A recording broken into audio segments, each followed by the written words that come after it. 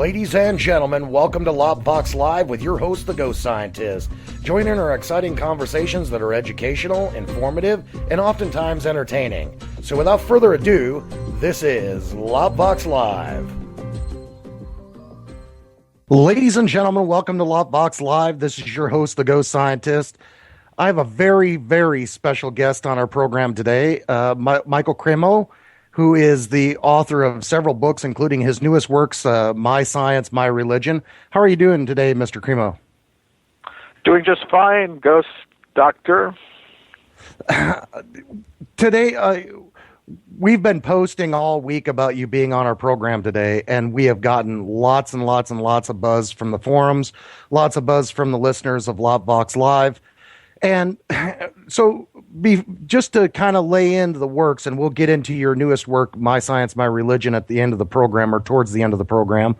Tell us a little about your past, about your background, how you got started in this, what was your interest in Forbidden Archeology and the likes of that kind of work.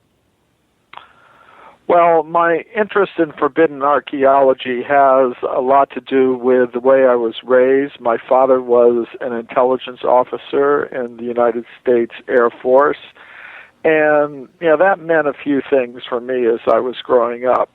First of all, it meant I was living in different places, different parts of the United States, different parts of the world. And I got exposed to a lot of different cultures and worldviews, so I could see there's more than one way to look at things. So that was an influence on me as I was growing up. And another thing that I came to understand, being that I was growing up among people who were involved in the intelligence services and the diplomatic services and things like that, is that there is such a thing as secret knowledge. There are things that go on in the world that many people don't know about it, or they're surprised to find out about. The recent revelations that Mr. Snowden gave about the activities of the NSA and things like that. So there is a lot of stuff going on in the world that many people just don't know about, and that's something I grew up understanding. So among the different worldviews that I got exposed to as I was growing up, the spiritual worldview of ancient India made the most sense to me. So I eventually became the disciple of a guru from India, and I studied the ancient Sanskrit writings of India, which are collectively known as the Vedic literature. And among these texts are the Vedic histories, which tell of a human presence on this planet going back to the very beginnings of life on Earth, many millions and millions and millions of years ago. It's something that was quite different from anything I had learned from my teachers in high school or university. So I wondered, well, how am I to regard these accounts and these ancient writings, which are found not just in the writings of ancient India, but most of the world's ancient wisdom traditions have this idea that humans have been on this planet for vast periods of time. And I began to wonder, well, is there any physical evidence to support that, or is it just something that you'll find in these ancient texts? So that's what got me looking into archaeology. Of course, if you look in the current textbooks of archaeology, you're only going to see discoveries showing that humans like us came into existence less than 200,000 years ago. And before that, we're told by our textbooks and scientists and the scientific institutions that humans like us didn't exist. There were only more primitive ape-like human ancestors. Do you feel that that's just because... Not to interrupt you, but do you feel that that's just because that's the work that's been peer-reviewed and accepted? Well, it's the view that is dominant now in the scientific world. Sure. And it's I think there's a process of knowledge filtration that goes on in the scientific world, and this is not an idea that I've come up with. It's something that historians of science and philosophers of science have understood for a long time, namely that theoretical preconceptions can govern how scientists will react to evidence that comes to their attention. Well, I agree. What I did is I looked beyond the current textbooks. I looked into the archive, the complete archive of scientific reports on human origins and human antiquity, reports by geologists, paleontologists, anthropologists, archaeologists, other scientists who are digging into the earth looking for things. And in terms of peer review, these reports were peer-reviewed. They did appear in the scientific publications, but they're reports of evidence for human bones, human artifacts, human footprints going back many millions of years. So my question was, if these things are present in peer-reviewed scientific literature, why aren't they mentioned in the textbooks today? And I think that's because of what I call this process of knowledge filtration that operates in many fields of science.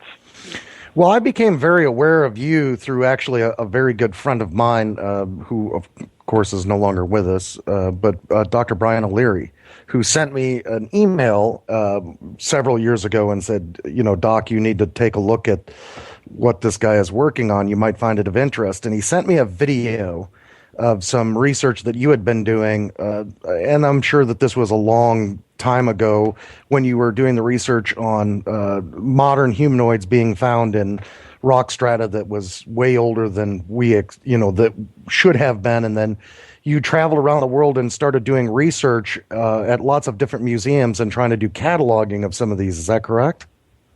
Yes, that's absolutely right, and it's something I continue to do today. I have been doing it. I started this line of research in 1984 when I was doing the research for the book Forbidden Archeology. That research took me about 8 years, and then the book was first published in 1993, and it's been in print ever since. Mm-hmm. But I've continued to do the research, and I'm working on new books now in which I'll present the continuing results of my research.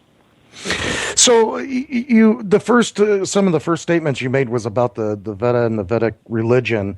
Tell us a little. Let's start from the beginning, because prior to that, isn't the Puranas is before that or prior to the Veda? Is that correct?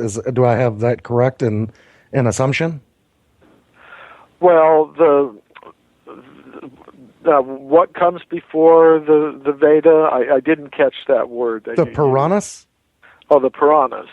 The Puranas are part of the Vedic literature. Veda is a Sanskrit word. It means knowledge. Mm-hmm. And the knowledge covered in the Vedic literature deals with many different topics. There is strictly spiritual knowledge about yoga and meditation and things like that. There is also philosophical knowledge in the Vedic text called the Upanishads. There is historical knowledge contained in the Vedic text called the Puranas. Purana is a Sanskrit word. It means old. So it means the old histories. So they're all part of the same corpus, body of literature. So it's not necessarily true that the Puranas would have come before the Vedas. So it could have been during the same time period? Yes, during the same time period.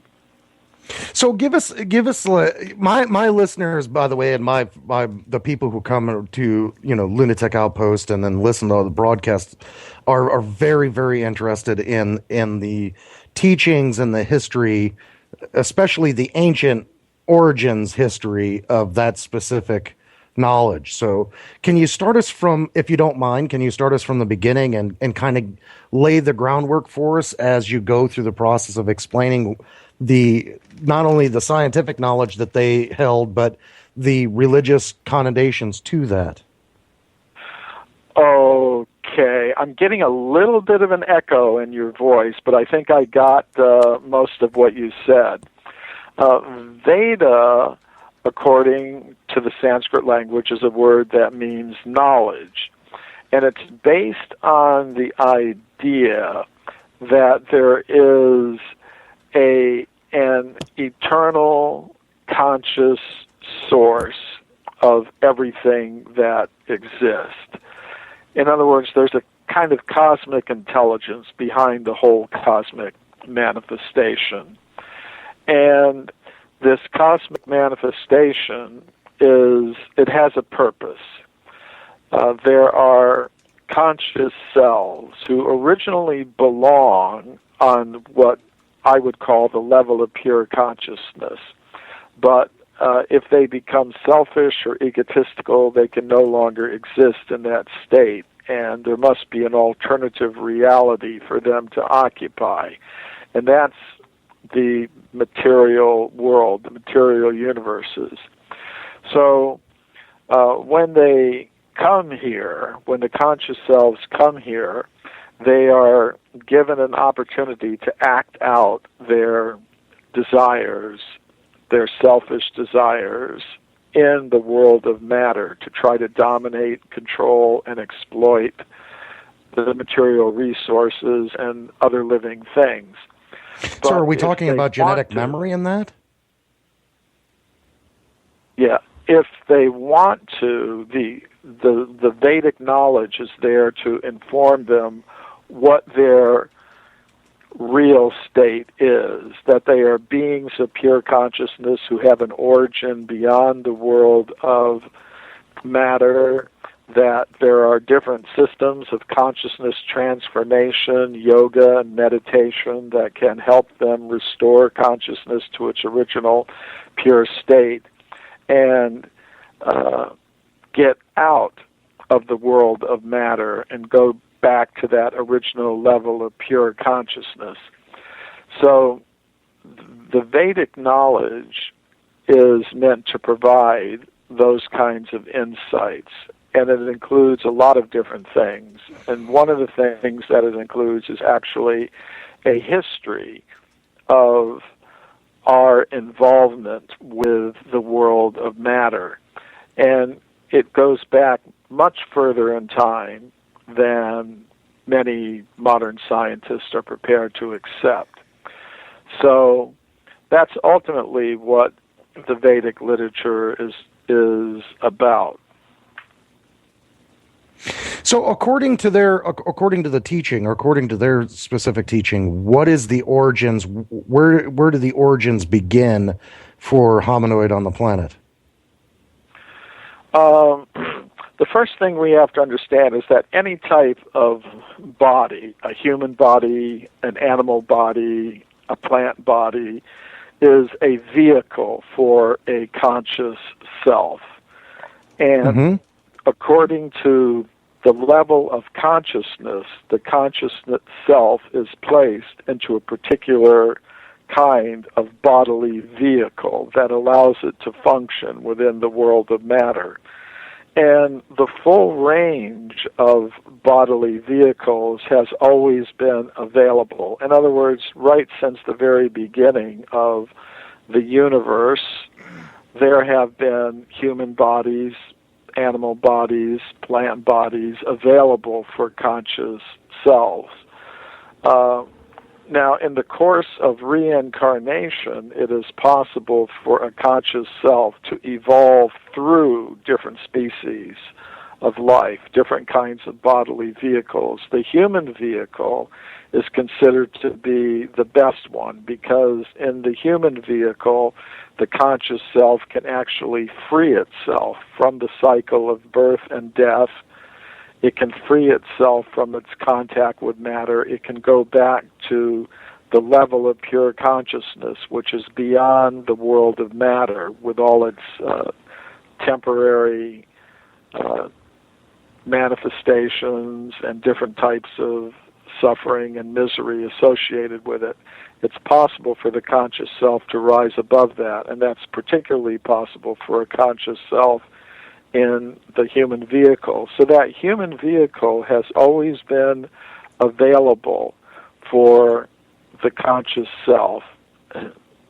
So another thing we have to keep in mind is that the Vedic time concept is cyclical. So there have been vast cycles of manifestation and non-manifestation of the material universes.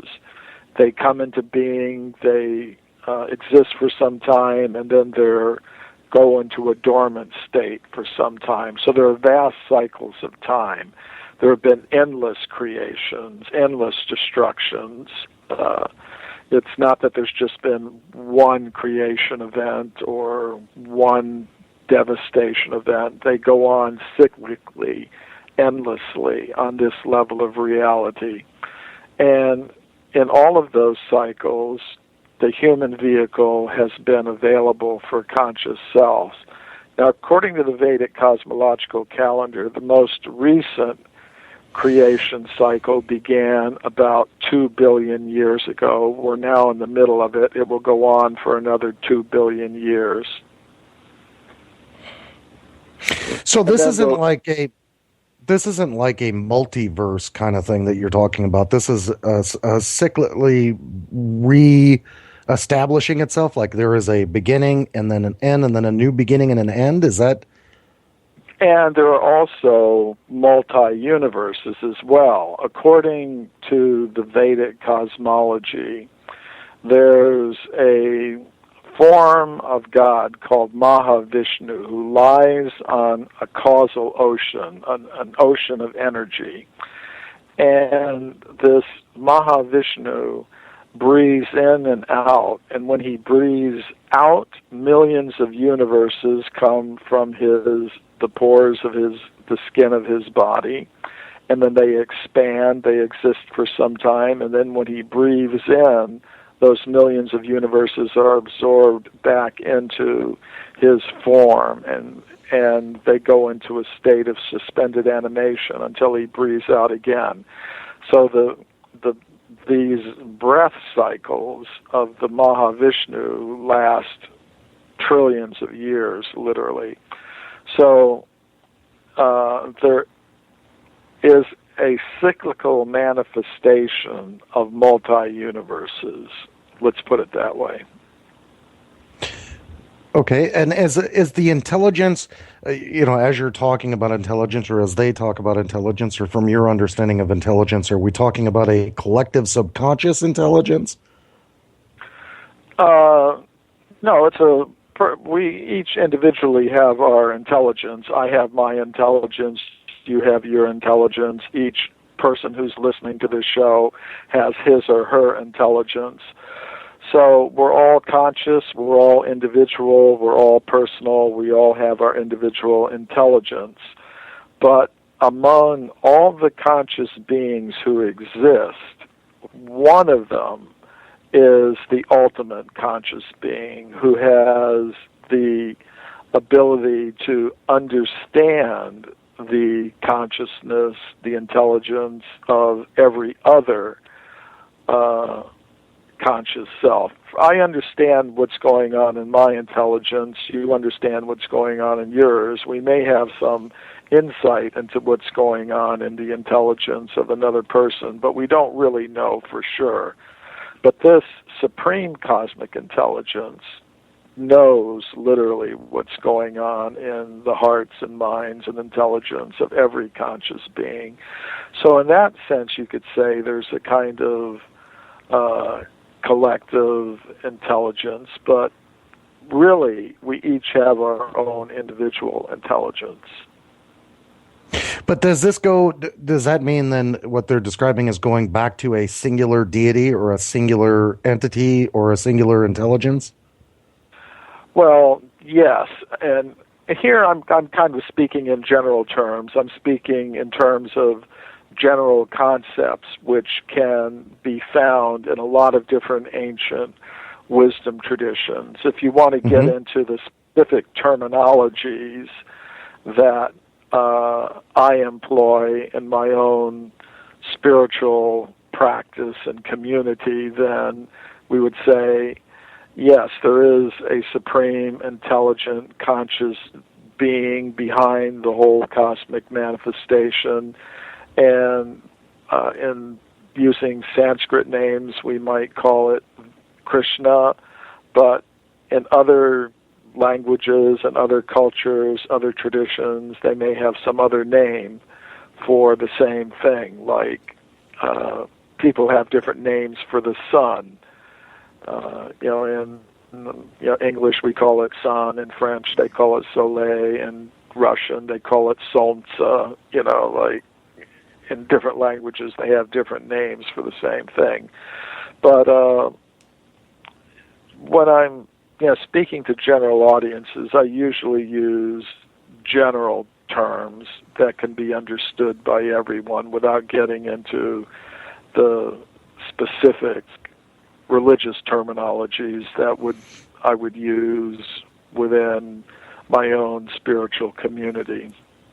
Correct. I mean, that makes perfect sense. What I find fascinating is that, and again, this is great because I'm getting a lot more information about the specifics of the Indian culture and what they believe in.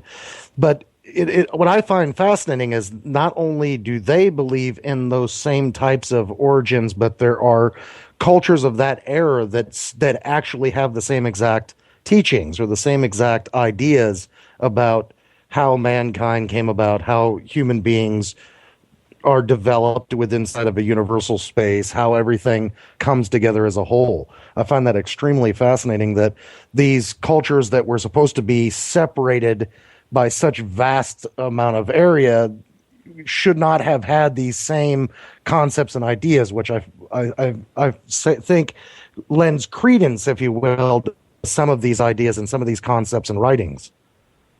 I think you're absolutely right. And one of my books, Human Devolution, a Vedic alternative to Darwin's theory, I have a chapter which I called Cross-Cultural Study of Cosmologies, where I looked at about 30 of the world's different cultures and looked at their cosmologies. And basically I found they had common ideas, common concepts, even though, as you were saying, they're widely separated by time and space and weren't directly in communication with each other. They all tended to have the idea that we exist in a multi-level cosmos where you have like levels of denser energies, levels of more subtle energies, and finally a purely transcendental level of pure consciousness, and that all the different levels are inhabited by different types of beings on what we might call the level of the denser energies. There's human beings, plants, animals. On the more subtle realms, astral beings, demigods, goddesses, angels, jinn, astral beings, or whatever you want to call them. And then finally, a purely transcendental realm inhabited by beings adapted to the conditions there. And many of these cultures, they all tend to have an idea that a human being is not just a machine made of molecules. A human being or any other living thing is a combination of a gross physical body, a subtle mental body with very unusual powers, you might call them paranormal powers, and then a conscious self that is totally non-material and can exist apart from the body made of matter. And they all tend to have an idea that that human vehicle, that human form of life has been present on Earth since the very beginning. It was put there for a specific purpose in order to enable humans to transcend this level of reality. And it's just fascinating that so many of these different cultures, widely separated in time and space, have these same general concepts. And I think the reason for that is, from their different points of view in time and space, they had access to that reality. It's as if people might be looking at a mountain. Say, one person's looking at a mountain from the east, another person from the west, another person from the south, another person from the north.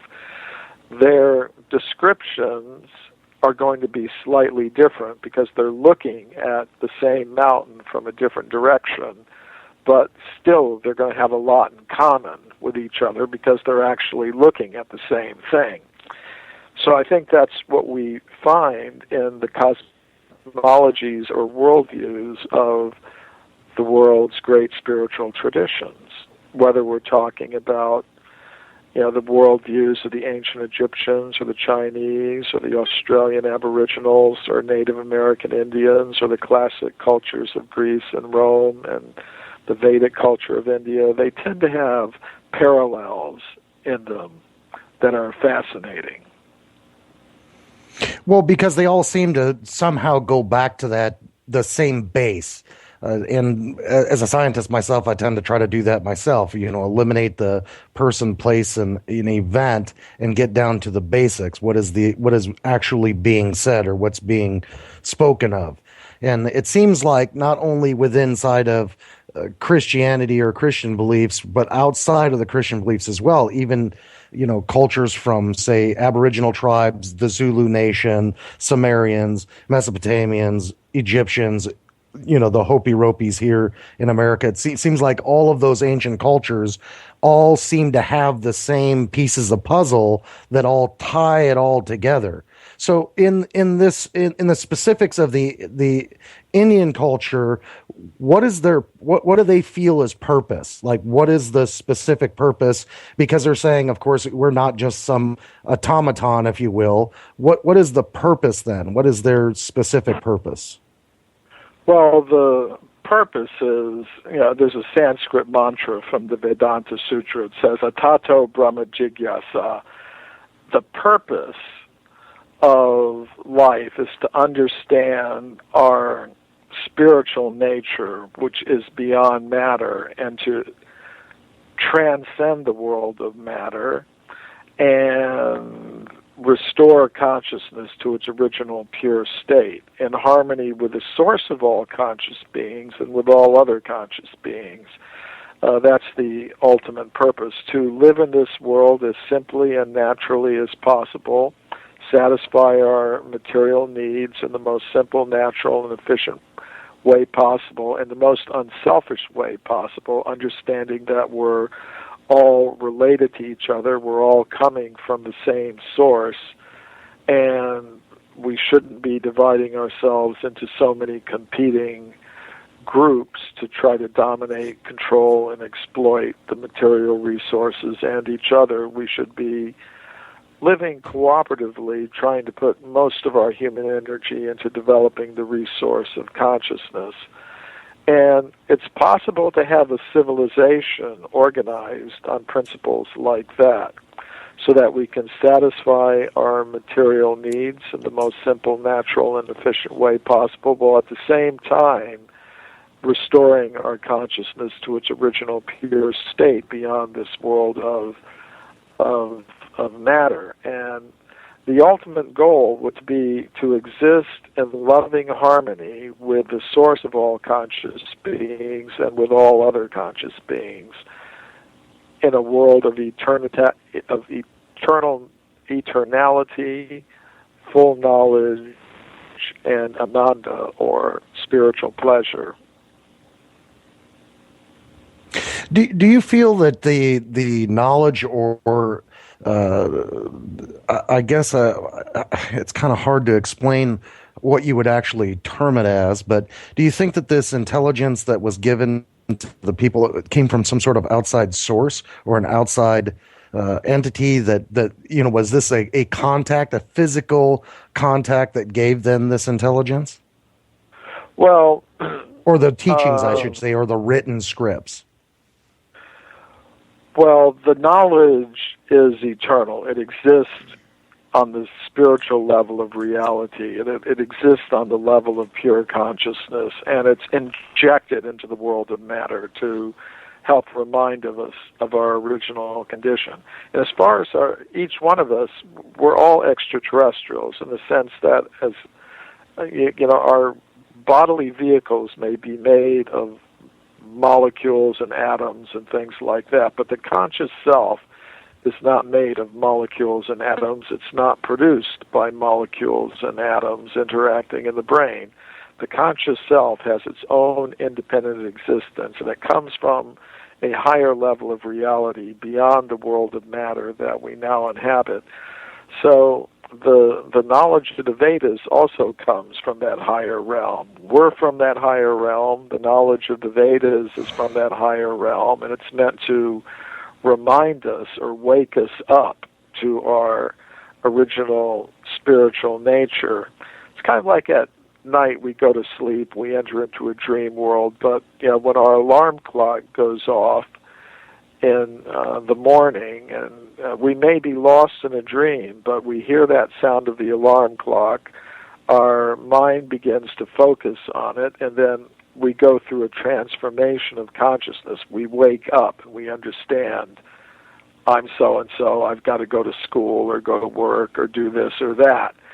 So in the same way, this Vedic knowledge, it originally exists in the form of sound vibration. It's encoded into literature, into written form at a certain point when we're no longer capable of receiving the sound and retaining it in our memory. Then things have to be written down. But originally, the Vedic knowledge exists as sound vibration, and it's a very powerful sound vibration. That's why there's so much emphasis in the Vedic text on meditation, on mantras, which are sound vibrations that contain very powerful energies that can awaken consciousness to its original pure state. So the Vedic knowledge is eternal. It exists beyond this world of matter, but it's entered into this world of matter to remind us that we ourselves are also from beyond this world of matter. So, how do the Vimana play in this role, in this entire role of knowledge and history that you're discussing? Could you repeat that question? There's a bit of an echo, and sometimes your voice drops out. That's not a problem. What I was saying, what my question was, is that how do the Vimana, what role do the Vimana play in this historical knowledge or text? What role do the Vimanas play? Correct. How does that fit into the knowledge that's from this, from the Veda religion? Okay, Vimana is the Sanskrit word for spacecraft. Vimana is a Sanskrit word for spacecraft or aircraft. And, these Vedic texts, they give extensive descriptions of Vimanas. And there are different kinds of Vimanas because, as I was mentioning before, the Vedic cosmos is a multi-level cosmos where you have dense levels of ordinary matter, which is where we find ourselves now. So some Vimanas or spacecraft are made of these denser elements like metals and things of that sort, and they function on this level of reality. There are some Vimanas that come from the more subtle material levels of the cosmos that are dominated by subtle mental and intellectual energies. So there are some Vimanas that are made of those energies, and sometimes they come into our level of reality. And then there are Vimanas that come from the purely transcendental or spiritual level of reality. And, they have different purposes. They may be carrying beings from these higher levels of reality to our level of reality for different purposes. or they may be there to transport conscious selves from this level of reality to the higher levels of reality. My question to you was there a specific archaeological find that you like, one of the first ones or the first archaeological find that you found that really stood out as this doesn't fit what is known in the archaeological timeline, if you will? Like, what was the one thing that you found that you went, wow, this is something that is really important and society should know about it? Well, the thing that really impressed me when I started doing the research wasn't any one particular case. It was that there were literally dozens, hundreds of these cases of archaeological evidence for extreme human antiquity. But among them, some of them did stick out for me. One of my favorite cases, one of the ones that impressed me very much, was the California gold mine discoveries. I'm so glad you brought that up because that is mine.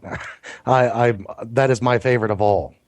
Yeah, to me, it's just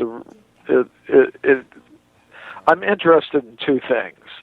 First of all, reports of evidence for extreme human antiquity, and then evidence of how these reports were filtered out of the normal discourse in the world of science. So, in the 19th century, gold was discovered in California, and miners went there to get the gold.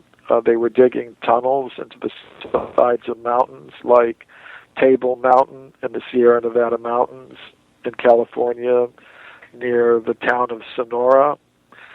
And deep inside these tunnels at Table Mountain and other locations in the gold mining region, the miners were finding human bones and human artifacts. And at Table Mountain, they were finding these things in layers of solid rock that modern geologists consider to be about 50 million years old. And you have to keep in mind that most scientists today think human beings like us are less than 200,000 years old. So to have evidence for a human presence going back 50 million years is really quite amazing. So these discoveries were originally reported to the scientific world by Dr. J.D. Whitney. He was the chief government geologist of California, and his report was published by Harvard University in the year 1880. It was a massive, very detailed report of all these discoveries. And it's just amazing to me that these things aren't mentioned in the textbooks today because of the process of knowledge filtration that I was speaking about a little bit earlier in the show. And the scientist most responsible for the knowledge filtering in this case was Dr. William Holmes, who was an anthropologist working at the Smithsonian Institution in Washington, D.C. He was a contemporary of Dr. Whitney's, and he was very influential, and he wrote to this effect: if Dr. Whitney had understood the theory of human evolution, he wouldn't have published that report. He wouldn't have come to those conclusions that humans had existed so far ago, so far in the past.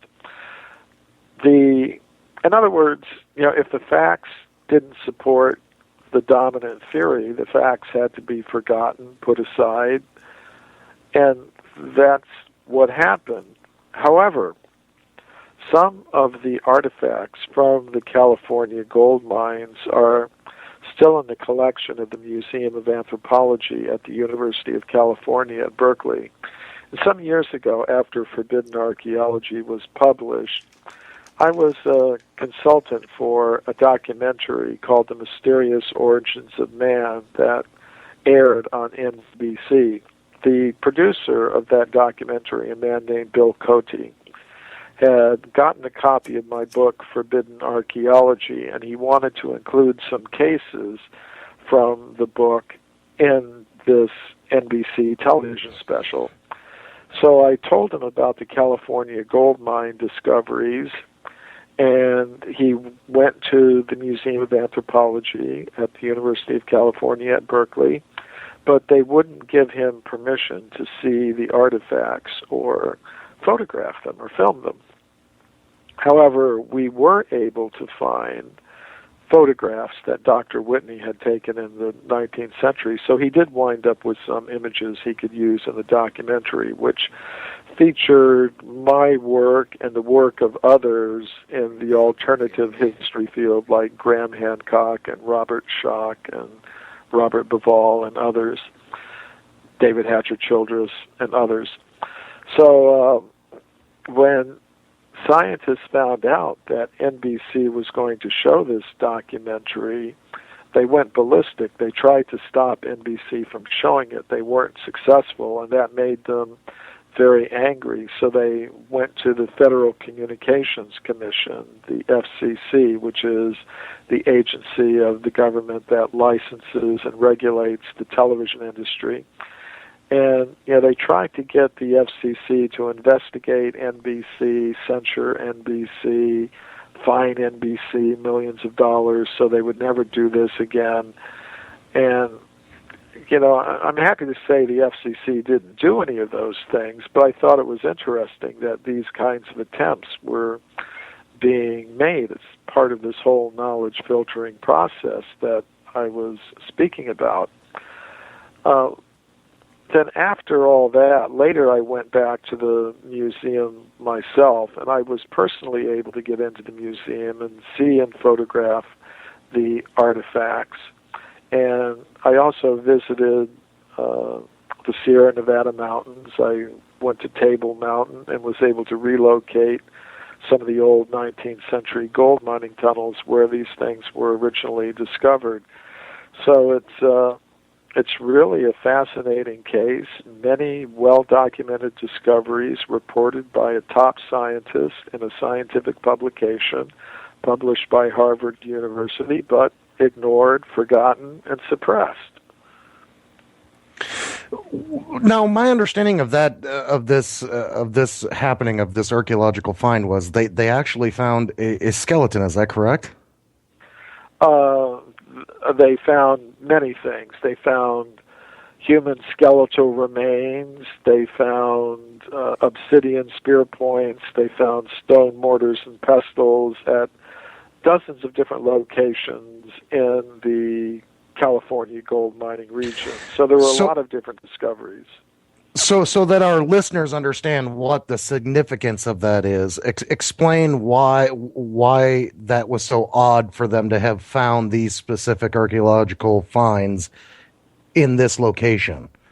Well, the reason why it's so astonishing is that the human bones and human artifacts were found in layers of rock that modern geologists consider to be many millions of years old, up to 50 million years old.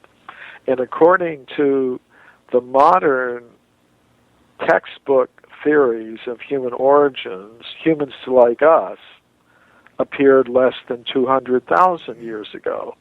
So 50 million years ago is really, in the minds of most archaeologists today, completely out of the question. But the discoveries were made and reported in the professional scientific literature, and I can't see any reason why they shouldn't be in the textbooks today. So other than the fact that they just happen to contradict a very dominant theory, and therefore many scientists are going to want to either try to explain away evidence like this or ignore it. Well, and this particular scenario doesn't take place in archaeology. It takes place in mainstream science as well, including physics. I have firsthand experience in that. So, in this, what was the well? I what think was you're, there? You're absolutely. I think you're absolutely right about that. Once I was speaking at a university in South Africa, And the students were on vacation, so my audience was professors from the university. And I gave a talk about forbidden archaeology, and I mentioned this knowledge filtering process. And it's amazing. After my talk, one professor walked up to me, kind of looked around, made sure his colleagues weren't listening, and said, I'm very happy that you brought up this knowledge filtering concept, because it's not just going on in archaeology, it's going on in my field, chemistry, and I'll tell you about it. And he said some things. And then another one walked up, kind of looked around, made sure nobody was looking or listening, and said, I'm glad you brought up this knowledge filtering concept, because it's going on in my field, physics. And just like you were saying, it does. It goes on in a lot of different areas, and especially in physics. This is really fascinating. Everybody reads their physics textbooks about the work of Pierre and Marie Curie. They were husband and wife. They both got Nobel prizes in physics for their work in discovering radium and doing a lot of the original research in radioactivity. That's in the physics textbooks. What's not mentioned in the physics textbooks is that Pierre and Marie Curie were heavily involved in psychical research into the paranormal. They were part of a group of 20 prominent European scientists who were conducting such research in Paris early in the 20th century. And the group did 2 years of experiments with an Italian medium named Eusapia Palladina. This woman had psychokinetic, mind-over-matter abilities. One day they had her in the lab at the Psychology Institute in Paris. Marie Curie was holding her hands, other scientists were holding her feet, and in the middle of the laboratory, in broad daylight, under perfect conditions of observation, Pierre Curie, the Nobel Prize-winning physicist, said a large table was floating 3 feet off the ground in the presence of this woman with nothing supporting it. And he was measuring how high the table was floating in the air, timing how long it was floating in the air. And after 2 years of such results, the entire group of scientists signed a document saying these things were true. And Pierre Curie wrote to his prominent physicist friends saying, these things are true. We have to take them into account if we're going to have a complete picture of physical reality. So that's part of what I would call forbidden physics. It's part of the actual history of physics, but you're not going to read about it in the textbooks today. So you're absolutely right that this knowledge filtering process goes on in a lot of different fields.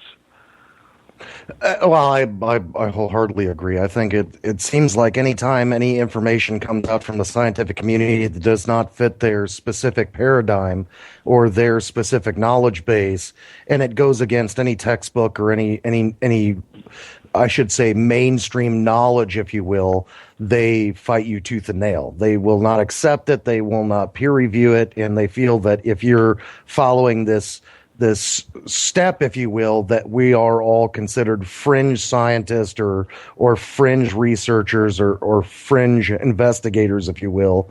And it's almost as if they're trying to discredit your knowledge or your expertise, if you will.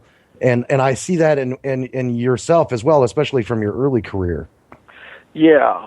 Of course, sometimes the most interesting part of a fabric is the fringe. That's where you're going to make progress, at the very edges of knowledge. That's where the new things are going to come from. So they can throw these terms around, but, that's... I think it's helpful that people know the entire set of facts that's related to a particular question, whether it's archaeology or physics or chemistry or whatever. And something that doesn't make sense at a particular time, it may make sense later on in the light of future discoveries. So I don't think that that these challenging discoveries should just be swept into oblivion. Somebody's got to keep them in the spotlight so that they can be considered. Oh, I wholeheartedly agree. I think, and I see this with the press of evolution and Darwinism, if you will, and the way in which they've kind of made Darwin almost a religious icon. I mean, almost in the same fashion of any other religious deity from a scientific standpoint. Well, I don't mind if somebody is a supporter of the Darwinian theory of evolution. I mean, if that's honestly what they think, if a person has looked at all the evidence and they've concluded this is what I think is the most reasonable explanation, then to me that's fine. But here's what I would say, however. You don't have a right to use government to exclude other ideas from the education system, especially in a country that considers itself free and democratic.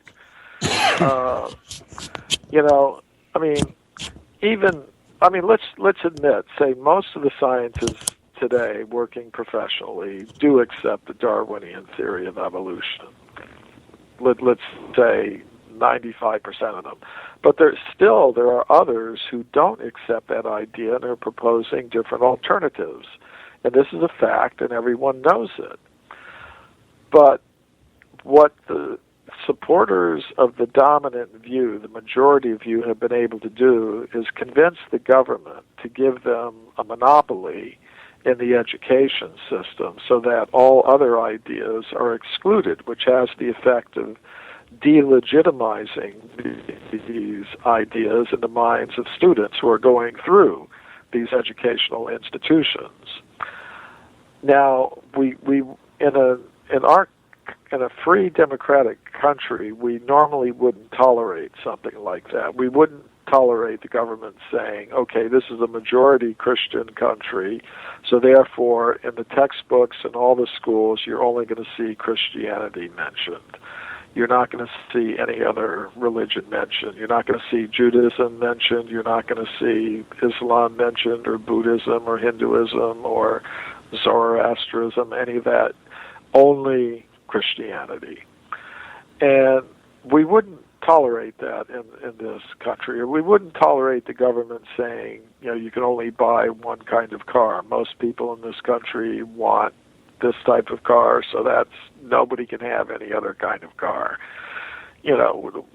But somehow or other we're tolerating the government telling us at this time, because the majority of scientists accept this Darwinian theory of evolution, that's the only thing you're going to be exposed to in the public tax-supported education system. I don't think that really works in a country that considers itself free and democratic. I think the actual diversity that's there in the population and within the community of scientists should be represented. Well, in my opinion of it is that to me, it's not really open education. It's not education to me. It's more of a process of indoctrination than it is education.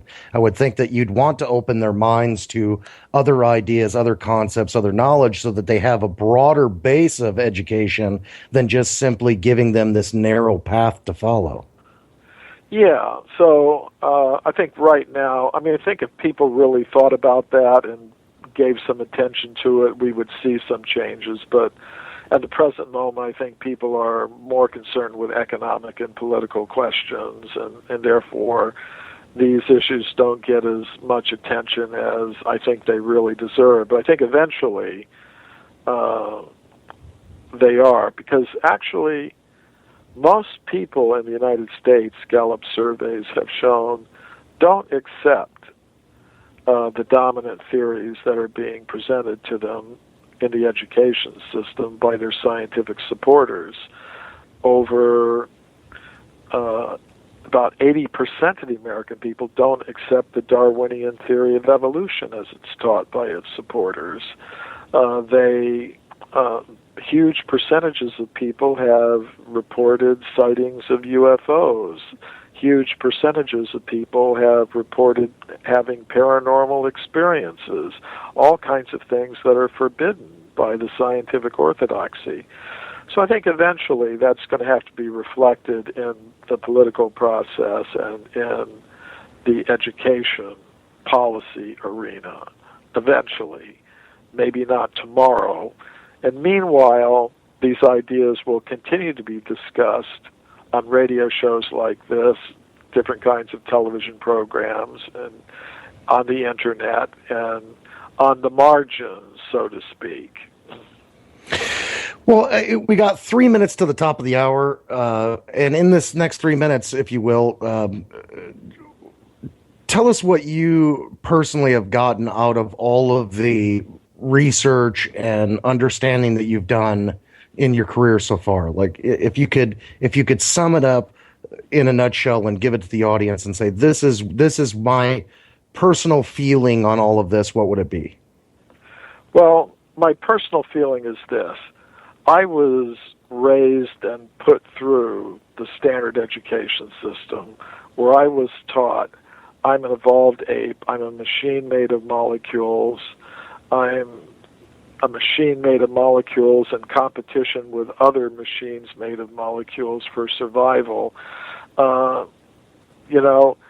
It's a very materialistic conception of the self. And if you've got a materialistic conception of the self, then your goals and your values tend to become very materialistic.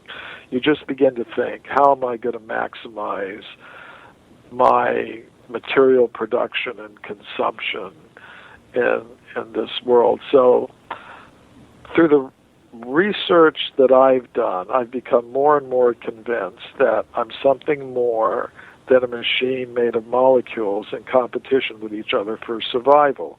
I've come to develop a different set of values, a different set of purposes and goals in my life. I think I've become a more balanced individual. I realize, okay, I have some material needs and necessities, but it's like eating, if you overeat, it's not going to be healthy for you. And the solution is not to stop eating, it's to eat the right amounts of the right kinds of foods. So I think I've got a better balance in my life between the material and non-material sides of it than I had previously. And at that, ladies and gentlemen, thank you for joining us here at LOPvox Live. This is your host, The Ghost Scientist. My very, very special guest today on our program is Michael Cremo, Forbidden Archeology, and he's written several books, including his newest book, My Science, My Religion. And the next hour, we're going to be discussing his new works. And Mr. Cremo, what are the elements of your newest work, My Science, My Religion? Well, that book is a collection of 24 papers that I presented on the topics we've been discussing on the show at major international scientific conferences. So many people find that extremely surprising. They wouldn't expect it. They might expect to hear me on Ancient Aliens on the History Channel, or they might expect to hear me on a radio show like this one. They wouldn't expect, many people wouldn't expect to see me at a mainstream international scientific conference talking about these same topics in front of scientific audiences. So if people are interested in that, they could have a look at this latest book of mine, My Science, My Religion, which is, as I said, a collection of 24 papers that I've presented at mainstream scientific conferences on these unusual topics. And I'm very open about the spiritual or religious inspiration for the research that I've done in archaeology, consciousness studies, environmental studies, and other areas of science that I've looked into. So by my religion, I mean my Vedic spiritual inspiration, and by my science, I mean the scientific research and evidence that's consistent with those spiritual or religious inspirations that I have. So that's what my science, my religion is all about. Describe your religious and scientific perspectives on how you wrote it in the book. Well, for example, in each area, my inspiration has come from my studies in the ancient Sanskrit writings of India. Among them are the Puranas, and they have accounts of extreme human antiquity, accounts of human populations existing on Earth many, many millions of years ago in the course of cyclical time. So I was inspired to look to see if there was any scientific evidence that was consistent with what these ancient Sanskrit writings were telling me about human antiquity. And when I started looking into the history of archaeology, I was surprised to find there were many reports of archaeologists and other earth scientists like geologists and paleontologists finding human bones, human artifacts, human footprints, many millions of years old. So I collected all of that evidence in a book called Forbidden Archeology. But after that book was published, I started speaking about this research at meetings of the World Archaeological Congress, the European Association of Archaeologists, and other scientific conferences that deal with human origins and human antiquity. So, and then when scientists and others encountered this evidence, they would ask me a question. If you've got this evidence for extreme human antiquity, this evidence that humans have been on Earth for many millions of years, evidence that contradicts the current theories of human origins, then where do you think human beings came from? And here again, my answer to that question was inspired by my studies in the ancient Sanskrit writings of India, which propose were originally beings of pure consciousness from beyond this world of matter, and that we've come into this world of matter, and when we come into the world of matter, we need vehicles made of matter to allow us to function here. So this idea that there's a conscious self that can exist apart from the body is the central teaching of the Vedic knowledge. And I wondered, is there any scientific evidence for that? So I started looking into medical studies of out-of-body experiences, for example. Because... Go ahead. No. Go ahead. I'd like to hear...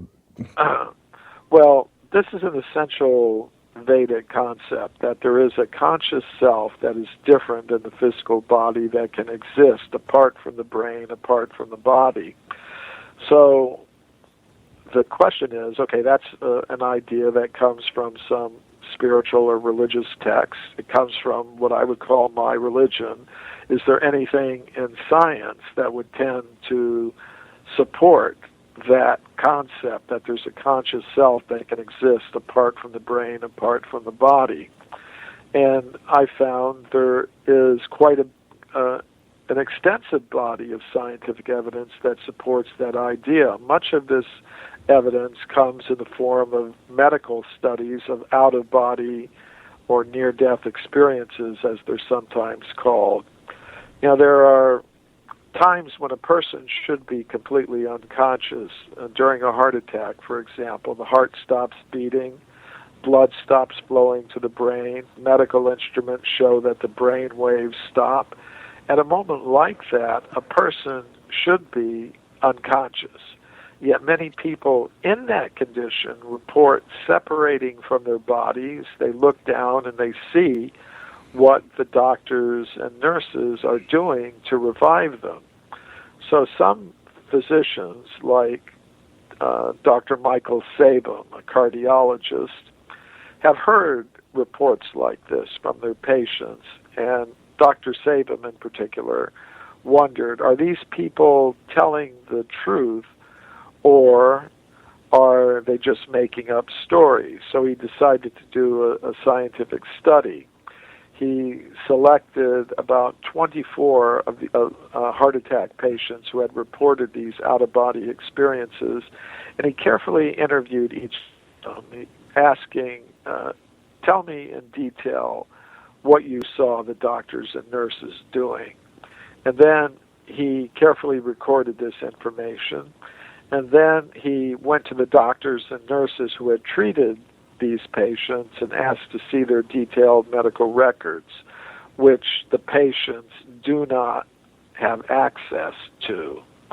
And he found that the descriptions given by the patients matched the medical records kept by the doctors and nurses who had treated them. And he concluded these people are reporting real experiences. They're not just making up stories. So in these cases, what apparently happens is the conscious self temporarily separates from the brain, from the body, and then re-enters the same body. But this leads to another idea, namely that a conscious self could separate from one material body and then enter another material body. And of course, this is the idea of reincarnation or transmigration of the soul or the conscious self. And there's quite a body of evidence that supports this idea. It comes mainly from psychiatric studies of past life memories. For example, the late Dr. Ian Stevenson, a psychiatrist at the University of Virginia Medical School, investigated thousands of cases of past life memories reported by young children. In hundreds of these cases, Dr. Stevenson and his colleagues were able to verify the existence of the person the child claimed to have been in the past life.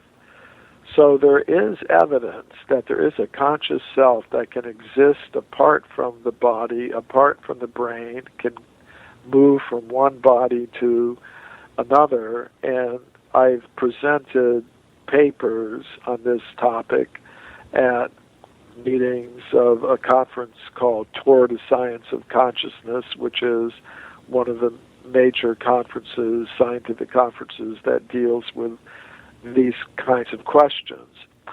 So that is basically what I mean by my science, my religion. I've got my Vedic inspiration for my understanding of different important questions related to human origins, human consciousness, human antiquity. And I have, in my scientific research, accumulated evidence that is consistent with the inspiration that I get from these religious sources. So that's what I mean by my science, my religion. Explain to us the papers that explain the paranormal research that you have in the book. Well, there's what I would call a whole hidden history of physics.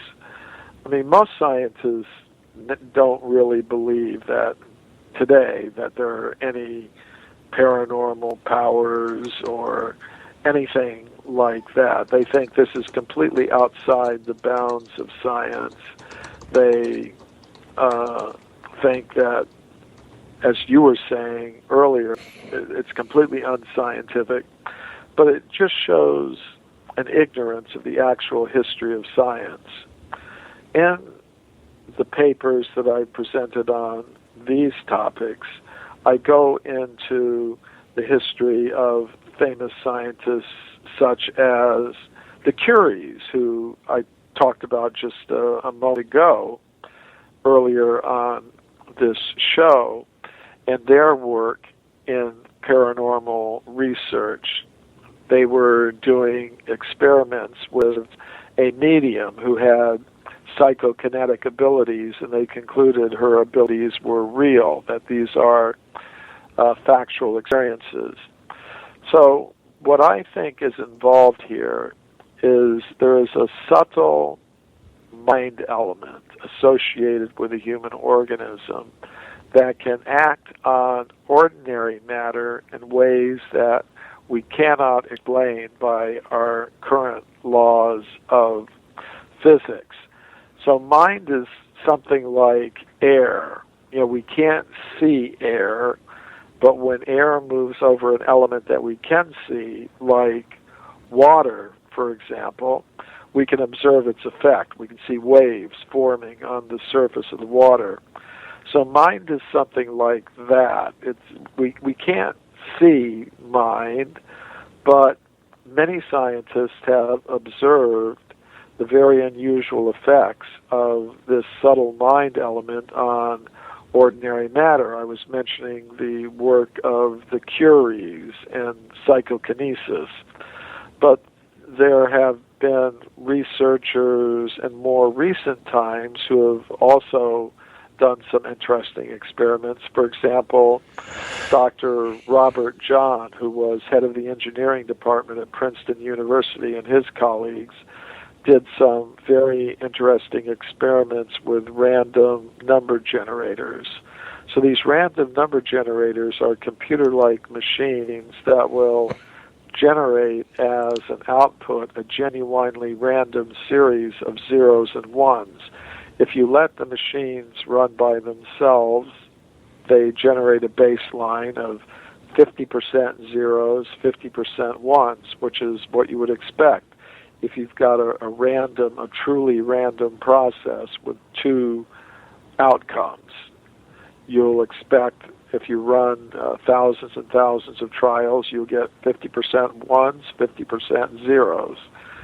But what Dr. John and his colleagues did was recruit students from the university to sit in front of these machines and then will mentally that they produce more ones than zeros, more zeros than ones. And the experiments went on for over 10 years with thousands and thousands and thousands of trials.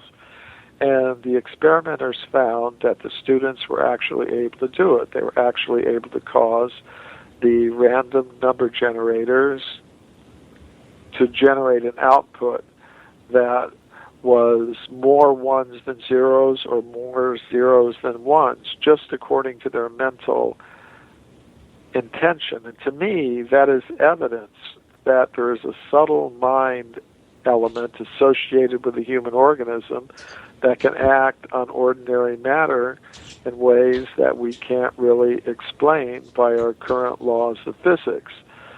So I think it's important for us to understand, if we're going to be talking about things related to human origins, what a human being really is. We're not just machines made of molecules. There is a subtle mental body associated with the human organism that has some very unusual powers, like psychokinesis, telepathy, remote viewing, and things of that sort. And beyond that, there is a conscious self that can exist completely apart from the human organism. So I've talked about these things in presentations that I've made at scientific conferences, and some of those papers are in my most recent book, My Science, My Religion. One of the papers in your book gives a spiritual perspective on the environmental crisis we currently have. Can you elaborate on that? Yes. People who have looked deeply into the environmental crisis understand that ultimately it is a spiritual problem. And this includes scientists and includes our environmental activists. I was once invited to a major international conference on the environmental crisis, and there were politicians there. There were other environmental activists, people representing different spiritual traditions were there. A lot of different categories of people were there. And one of them was a cabinet secretary in the United States government. And he was telling the conference, I know what the real problem is, but I can't really say it too openly because my political party would be voted out of office. The real problem is people are producing and consuming too much. And that is ultimately a spiritual problem, he said. In other words, there's just too much greed and obsession with material progress in our modern human society. And many people, many researchers have understood that the ultimate key to solving the environmental crisis is voluntary simplicity.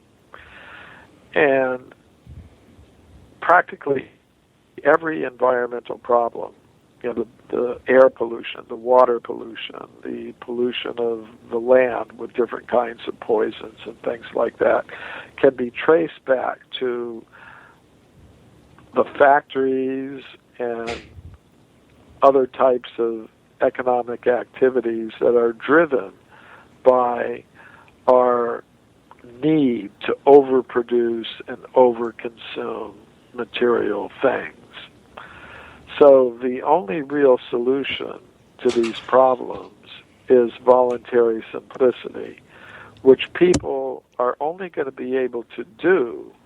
I mean, if you ask people to cut back on their material production and consumption, they might temporarily do it, but eventually, because their greed is always being stimulated in our current consumer-oriented society, they're going to go back. It's like people, if you tell them to go on a diet, they may go on a diet for a week or two, but eventually they're going to break their diet unless they actually get some higher type of enjoyment and pleasure from within that will allow them to freely and willingly reduce their level of material production and consumption. So that can only happen if people are able to tap into the inner sources of satisfaction that are there. And there are techniques of meditation and yoga and contemplation that allow people to do that, experience through these practices some kind of inner awareness and satisfaction and pleasure that allows them to voluntarily cut back on the more destructive kinds of production and consumption that are driving the environmental crisis. Chapter 13 in your book features a very fascinating study of anomalous fossil evidence for the extreme antiquity of plants. Can you explain this phenomenon? Well, when I came out with my book, Forbidden Archeology, many people asked, are you just saying that only humans have existed for vast periods of time, contradicting the theory of evolution, or are there other species that also have evidence that would lead us to understand it's an entirely different story than we're being told today by the evolutionist? So, of course, one problem is there's millions of species. I mean, I chose to focus on the human species, and to do the research for my book, Forbidden Archaeology, took about 8 years.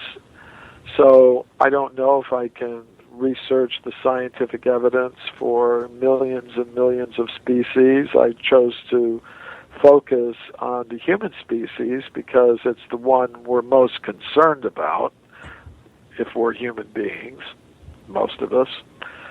So but I did do some preliminary research, and I found there is scientific evidence that contradicts not only the evolutionary understanding of human origins, but the origin of other species as well. For example, I looked at evidence for the flowering plants. They're technically called angiosperms. And by flowering plants, I don't just mean roses and things like that. Practically all the plants that we use for food, wheat, potatoes, tomatoes, eggplants, everything, they all come from the flowering plant family. The fruit trees, they all come from the angiosperm family, the great majority of the plants that we use for food.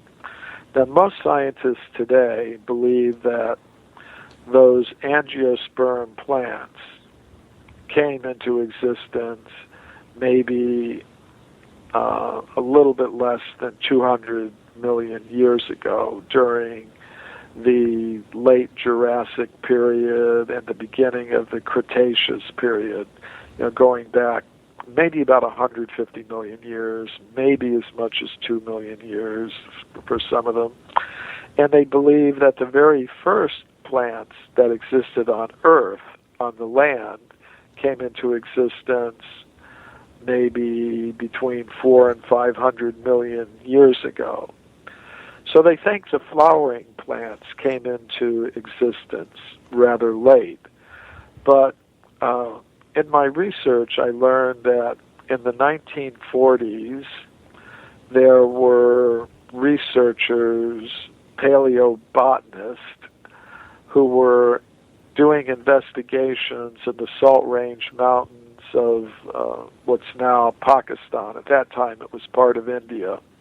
Later, it became divided into two countries, Pakistan and India. But in the 1940s, early 1940s, it was still part of India. So they were going into a salt mine at the Kura Gorge in the Salt Range Mountains of Pakistan. They were a mile down under the surface of the earth in this salt mine, and they were examining the formations there. And in those formations, they found evidence for the existence of flowering plants. They were finding pollen that was characteristic of flowering plants. They were finding plant tissues that were characteristic of angiosperm plants.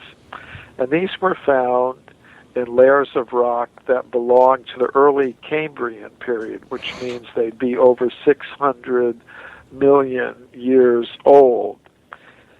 So I presented a paper on these discoveries at a major international conference on history of science, and it was later published in a peer-reviewed conference proceedings volume.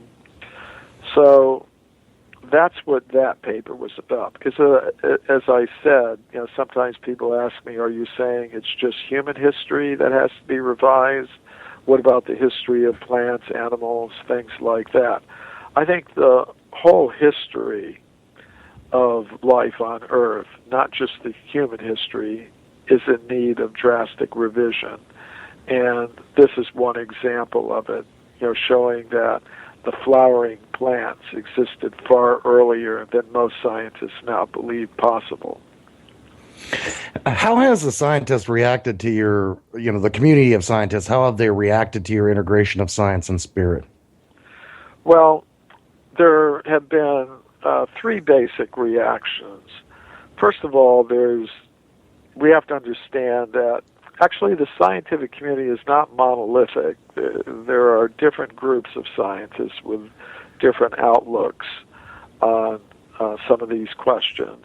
There's one group which is very influential, I call the fundamentalist materialist, and they don't like what I'm doing. They think that science and religion are two completely different things. They have to be kept completely separate. You cannot They think it's absolutely horrible that I'm going to scientific conferences and speaking about such things. So they don't want to hear what I say. They don't want anyone else to hear what I say. They are a very influential group. They are perhaps the dominant group in the world of science today.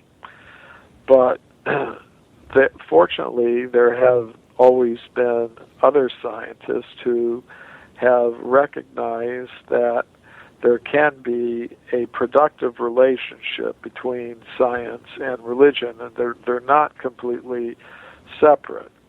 For example, Albert Einstein said, "Science without religion is blind. Religion without science is lame."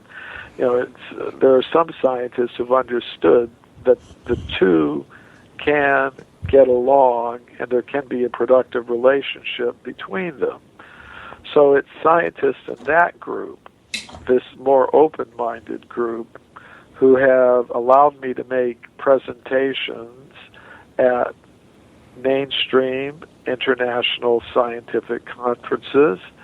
They have invited me to make presentations about my work at some of the leading scientific institutions in the world, like the Royal Institution in London, the Russian Academy of Sciences. I've also been invited to speak at hundreds of universities around the world.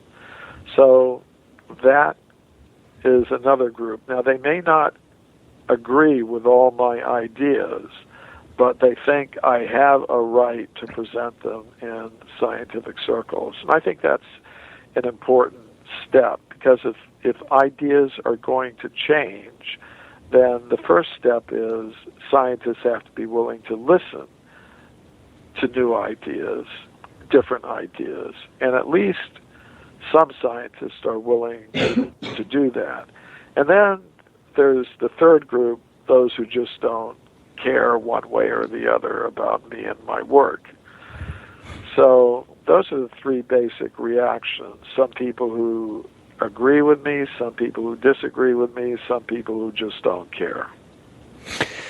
Now, I understand that you guys you have a special for everybody that's listening to the broadcast for your book, My Science, My Religion. The first 100 people who order the book, there's a special thing going on for that? Yes, they'll get a free copy of one of the essential Vedic texts, the Bhagavad Gita, which is probably the most famous book of spiritual knowledge that has come out of India, the Bhagavad Gita. So the first 100 people that order My Science, My Religion from my website, mcremo.com, mcremo.com, that's mcremo.com, will get a free copy of Bhagavad Gita along with the book My Science, My Religion, which they will purchase. That's amazing and fantastic. Ladies and gentlemen, it's the bottom of the hour. Thank you for joining us here at LOPvox Live. I'm your host, The Ghost Scientist. Our very, very special guest on the program today has been Michael Cremo, Forbidden Archeology, and he's been discussing his new works and his new book, My Science, My Religion. And we're here at the bottom of the hour, and of course, all of our listeners know at the bottom of the hour we ask questions put forth by the forum readers and by the posters and the listeners of LOPvox Live. I have a few questions for you, sir, if you don't mind, from our listeners and our forum posters. Don't mind at all. Let's hear them. Okay, it says, the first question I have here is, how does the Gnostic worldview tie into the whole thing? Well, Gnosis is a word that means knowledge, just like the Sanskrit word Veda means knowledge. So there's a tie-in there that there's ultimate knowledge. There are various schools of Gnostic thought, but basically, as far as I've been able to tell in my investigations, which maybe aren't as deep and involved as those of others,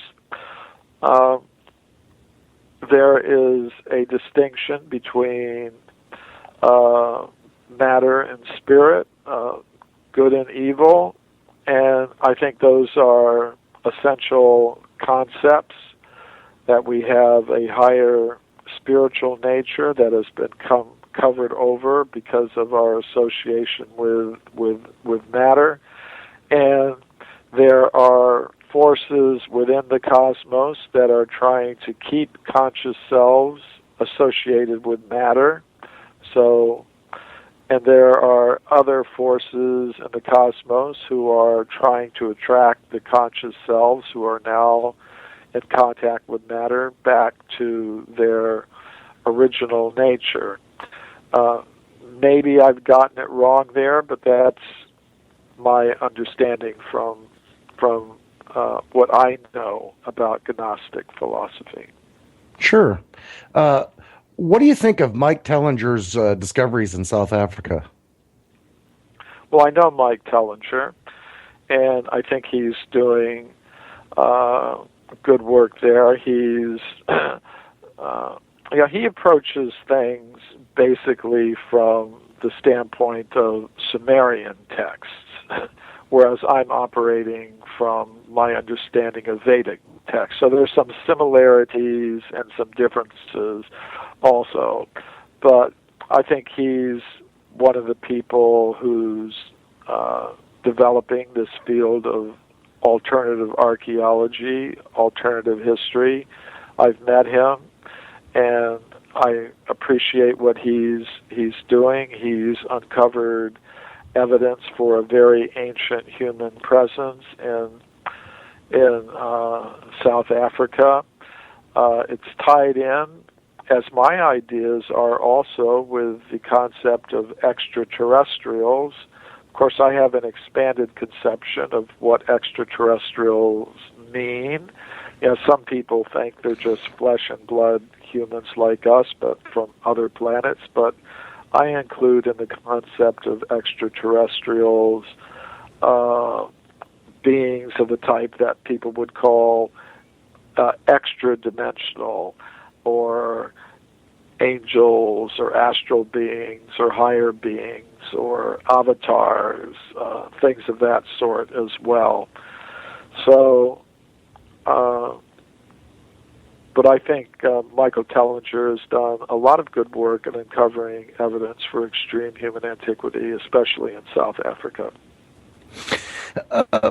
No, this is a question coming directly from myself. How do you view our future that we're going to be looking at here? Like, what is your personal opinion about what we're going to be facing, or what do you feel is coming about in our very near future? Well, again, my ideas are influenced by my Vedic understandings about the cyclical nature of time. And we have to deal with time cycles. We go through the day and night cycle. In the day we're awake, at night we sleep, most of us. We go through the seasonal cycle of spring, summer, fall, winter. It repeats again and again. So ancient people of India were aware of even larger cycles of time. They called yugas. There's a cycle of 4 yugas, or ages. It begins with an age, a golden age of truth, called the Satya Yuga, and then through each yuga, things get progressively more materialistic until we get to the Kali Yuga, the 4th Yuga, the one we're in now, which began about 5,000 years ago. And it's predicted in the ancient Sanskrit text that as the Kali Yuga advances, there will be increasing environmental and social disturbance, and we actually see that going on. However, there's a prediction within the ancient Sanskrit text that for the next 9,000 or 10,000 years, there will be kind of a little golden age within this dark age of Kali, where it's possible, if people exercise their free will in the proper way, to experience a little bit of a golden age within the dark age that we are now entering. So within within this material world, we find some people, some conscious beings, trying to get more and more deeply involved in dominating, exploiting, and controlling matter by dividing themselves into different competing groups and trying to exploit each other financially, politically, and all other kinds of ways. So those forces are now dominant in the world society today. They've created whole systems of political and financial and economic and cultural networks that are meant to keep people focused on producing and consuming more and more material things and generating huge amounts of wealth that flow into certain pockets in unfair ways. So there are a lot of forces in society that want to see that system continue. And part of that system is keeping people indoctrinated in the idea that they're machines made of molecules in competition with each other for survival. But there are other people in the world who understand, no, that's not true. We are beings of pure consciousness. We are all related to each other. There's no sense in dividing ourselves into so many competing groups. And we should be trying to satisfy our material needs in the most simple, natural, and efficient way possible while putting most of our human energy into developing the resource of consciousness. So the world that we live in is going to depend upon the ratios of conscious selves that are in each of those camps. The more people that you have succumbing to the idea that we're machines made of molecules in competition with each other for survival, the worse things are going to get. The environmental destruction is going to increase. The political violence is going to increase. The more people that we have in the category of understanding we're all beings of pure consciousness, we're all related to each other, the more people in that category, the better the future's going to be. So it depends on us. What are you hoping that your readers come away with after having read your new work, My Science, My Religion?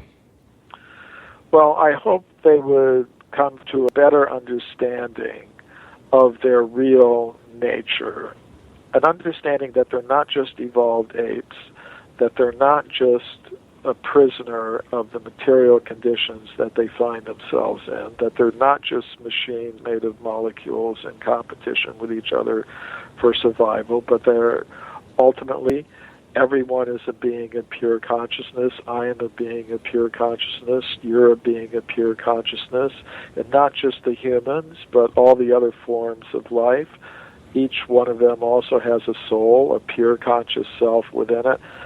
So I would hope that people would begin to understand the ultimate unity of all living things on this planet, and that they would start to take some practical steps to realize that in their own lives.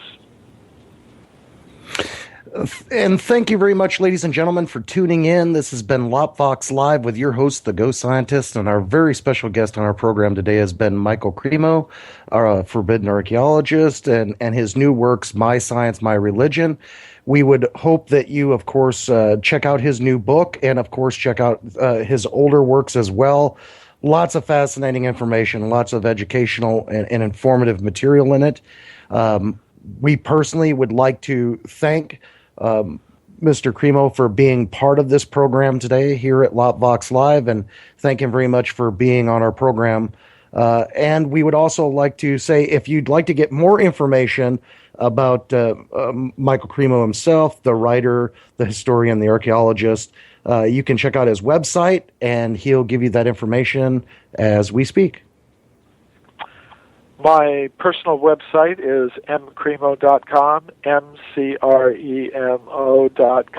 There you'll find a travel diary, where I tell about my travels and activities around the world. Also, all of my books are available on the website. There's a museum of forbidden archaeology there as well as announcements of upcoming interviews and lectures.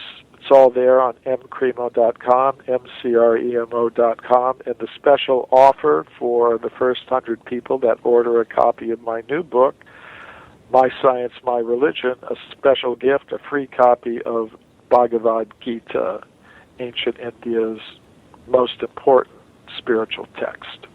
So please check out Mr. Cremo's website, and of course order his books directly from his website online. And maybe we'll be able to get Mr. Cremo back on our program later on after the book, after you guys have had some time to cannibalize his book, and you'll have more questions, I'm sure. But we here at LOPvox Live would just love to thank Mr. Cremo for being part of our program today. We'd like to thank him for all the information and his time. And as always, here at LOPvox Live, I'm your host, the Ghost Scientist. Good journey.